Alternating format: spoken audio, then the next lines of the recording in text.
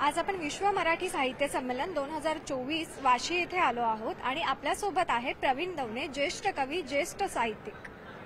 Sir नमस्ते, आपलं स्वागत आहे लोकमत 18 मध्ये. नमस्कार. सर, मराठी भाषा कुठेतरी लोप पावत चालली आहे असं वाटतं का आपल्याला? नाही, लोप पावत चालली आहे असं म्हणण्यापेक्षा सुद्धा मराठी भाषेची जी रसशक्ती आहे, तिच्यामधली जी एक अभिव्यक्ती क्षमता आहे, ती जाणून घेणारे लोक कमी होत आहेत. आणि त्यामुळे असं आहे की ज्योत आहेच, पण त्या ज्योतीमध्ये प्रकाश आहे हे बघणारी जी दृष्टी लागते समाजाची, ती थोडी कमी होते. आणि मला असं वाटतं त्यामुळे भाषाही कधी लोप पावणार नाहीये, परंतु तिचं जे थोडं मलूल होणं, तिचं थोडं मंद होणं, यामुळे थोडी काळजी वाटते.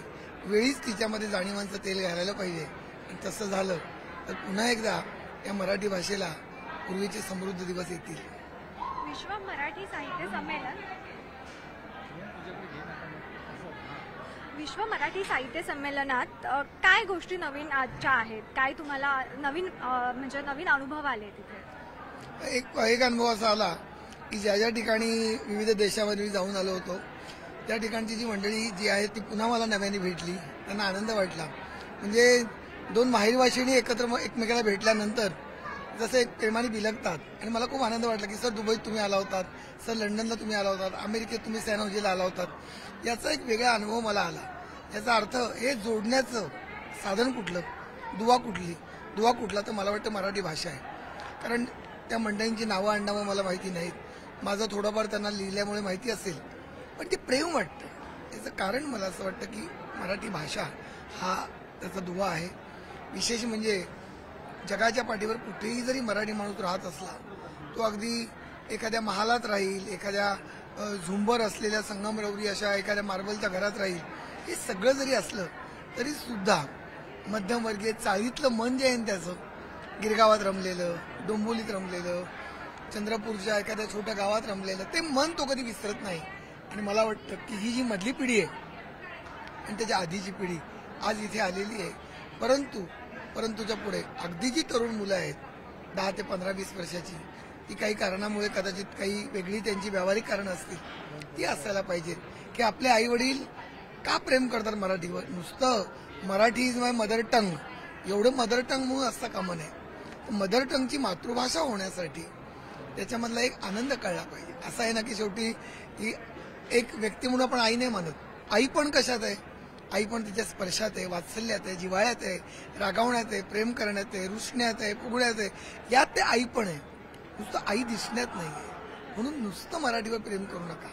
तर मराठीची मधली जी एक ताकद आहे, शक्ती आहे, जिव्हाळा आहे, तो जाणला पाहिजे असं वाटतं. मराठी शाळा कमी होत चालल्या आहेत, त्याविषयी आपलं काय मत? मराठी शाळा कमी होत आहे याच्यामध्ये एक व्यावहारिक कारण असं आहे की ते काही मुद्दामून कोणी कमी करत नाहीये.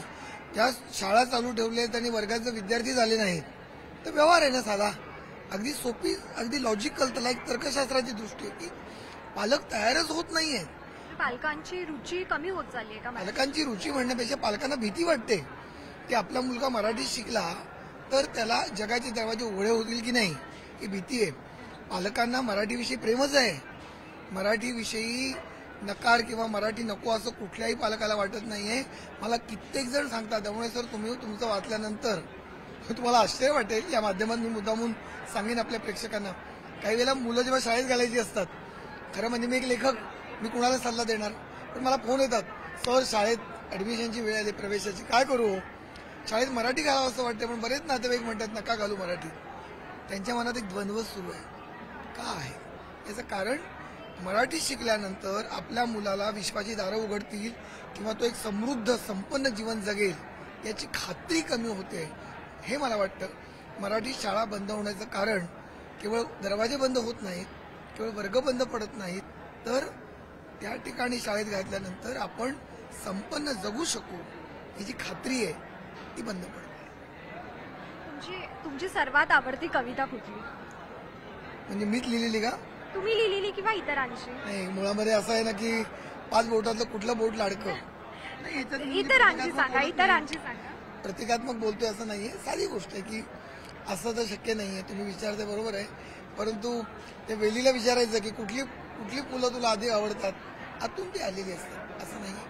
परंतु मला असं वाटतं की आता माझा दिगंताचा उद्गार नावाचा एक नवीन कविता संग्रह सुरेश एजन्सी या पुण्याच्या प्रकाशनाने काढल्या आहे त्यातल्या सगळ्या निवडक कविता, त्याची प्रस्तावना आमचे मित्र मकरंद जोशी यांनी लिहिले, त्यातल्या सगळ्याच कविता आहेत. त्यातल्या 2 ओळी फक्त मी म्हणतो आणि मला खूप बरं वाटलं की न्यूज 18 लोकमतच्या सगळ्या रसिक प्रेक्षकांना या मराठी विश्व संमेलनाच्या व्यासपीठावर इथल्या वातावरणात मी हार्दिक शुभेच्छा देतो.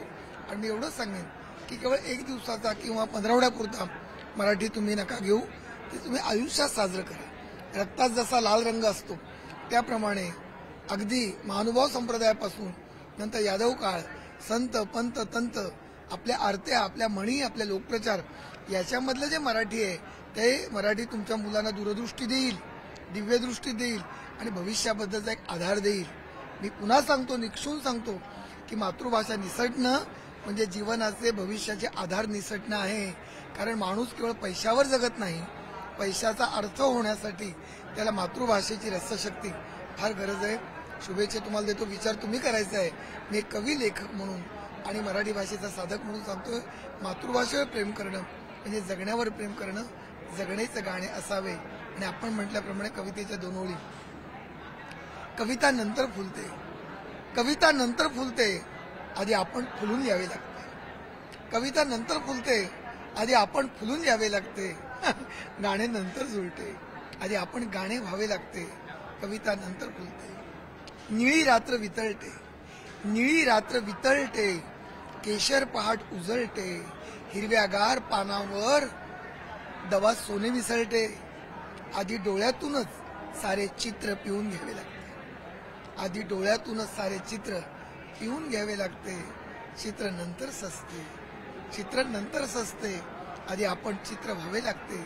कविता नंतर फुलते, आधी आपण फुलून यावे लागते. धन्यवाद. धन्यवाद सर, धन्यवाद.